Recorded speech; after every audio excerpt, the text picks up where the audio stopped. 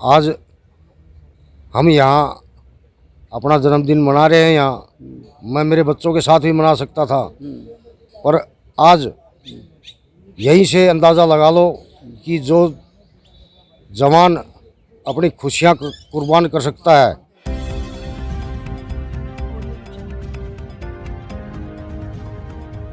मैं जंतर मंतर पर पहले भी काफ़ी बार आया हूँ और आज मेरा जन्मदिन था, इसलिए मैं सोचा कि ये मेरा 55वां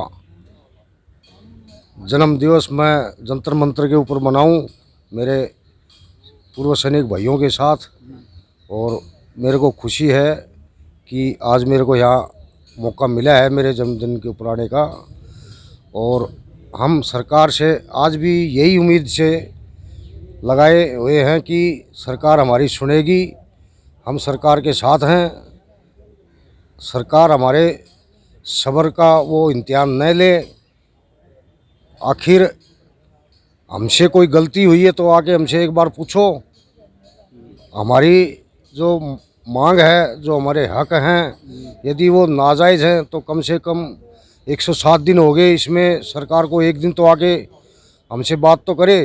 हम ये नहीं कहते हुए मोदी जी आप आओ, आपका इतना बड़ा मंत्रिमंडल है, उसमें से एक आपका नुमाइंदा भेज दो और आके हमारी बात तो सुने कम से कम।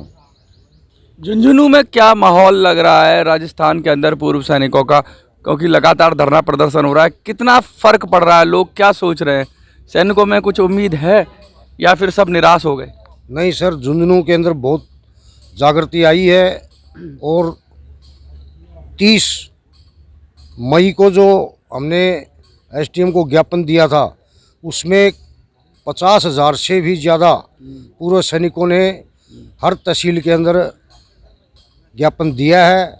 और अखबार के माध्यम से भी हमने संख्या बल दिखाया है, सांसद महोदय को भी संख्या बल दिखाया है।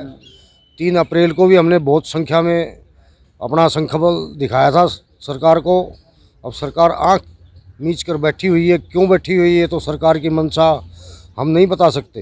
देखिए, पूर्व सैनिक जिस तरह से आप इस तरह की शिद्दत के साथ कि अपना जन्मदिन भी आकर जंतर मंतर पे मना रहे हैं, एक सीधा सीधा साफ साफ संकेत है कि अब कोई भी हमारा पारिवारिक अगर वो होगा, उत्सव होगा, तो वो सब या हमारा दुख होगा, सब कुछ जंतर मंतर पे रहेगा।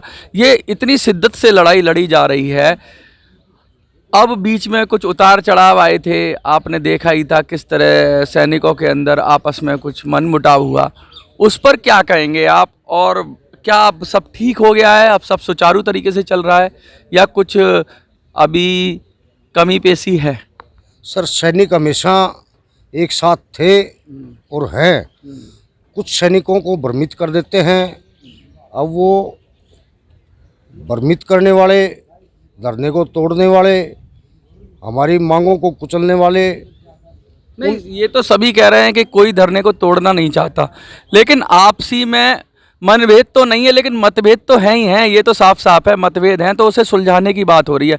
मनभेद तो नहीं है। कोई भी सैनिक, पूर्व सैनिक चाहे कोई भी हो, उस पर आपस में आरोप लगा सकते हैं एक दूसरे पे, लेकिन कोई ये क्यों चाहेगा कि ये धरना उठ जाए?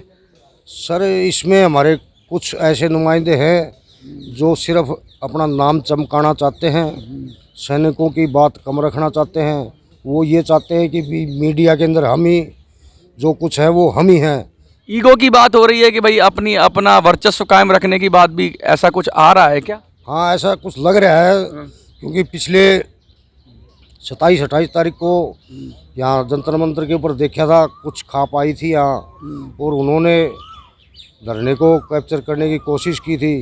हम तो ये कहते हैं भाई, जब मांग आप लोगों की और हमारी सबकी एक मांग है तो कैप्चर की क्या जरूरत है? तो कैप्चर की जरूरत ही नहीं है भाई। आप अपना अलग से करना चाहते हो तो अलग बैठ के कर लो, हम मना थोड़ी कर रहे हैं। मैं तो ये कहता हूँ, एक बंधी हुई बारी की तरह काम करो। बंदी मुट्ठी लाख की, खुली तो खाक की, ये वाली बात तो नहीं हो रही है कहीं? अब मुट्ठी को बांध के रखना तो आप सबकी जिम्मेवारी है। सर, हमारी कोशिश तो यही है कि सब भाइयों को साथ लेके चले, क्योंकि मांग हमारी एक ही है सभी की। अलग यदि कोई मांग है तो वो अलग चीज़ है, बाकी सब पूर्व सैनिकों की एक ही मांग है। और उसी के लिए आज हम 107 दिन से लगातार भाग में हम जंतर मंतर के ऊपर डटे हुए हैं और जब तक सरकार नहीं मानेगी तब तक हम यहाँ से हिलने वाले नहीं हैं। जन्मदिन पर, आपका जन्मदिन है, झुंझुनू से आप आए हैं राजस्थान से, कुछ संदेश देना चाहेंगे नरेंद्र मोदी जी को, उनकी कैबिनेट को या सरकार को? कुछ कहना चाहेंगे अपने दिल की बात? वैसे तो सबको पता ही है कि OROP-2 की विसंगतियों की बात है, कुछ उनसे अपील करना चाहेंगे तो कर सकते हैं। मैं तो मोदी जी को एक ही संदेश देना चाहता हूँ कि जब हम हमारी खुशियाँ कुर्बान कर सकते हैं तो अपने हक के लिए हम कुछ भी कर सकते हैं। आज हम यहाँ अपना जन्मदिन मना रहे हैं, यहाँ मैं मेरे बच्चों के साथ भी मना सकता था, पर आज यहीं से अंदाज़ा लगा लो कि जो जवान अपनी खुशियाँ कुर्बान कर सकता है तो वो अपने हक के लिए कुछ हद तक भी जा सकता है, इसकी कोई सीमा नहीं होती है।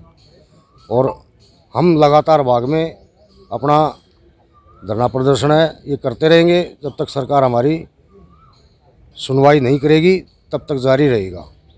बहुत बहुत शुक्रिया।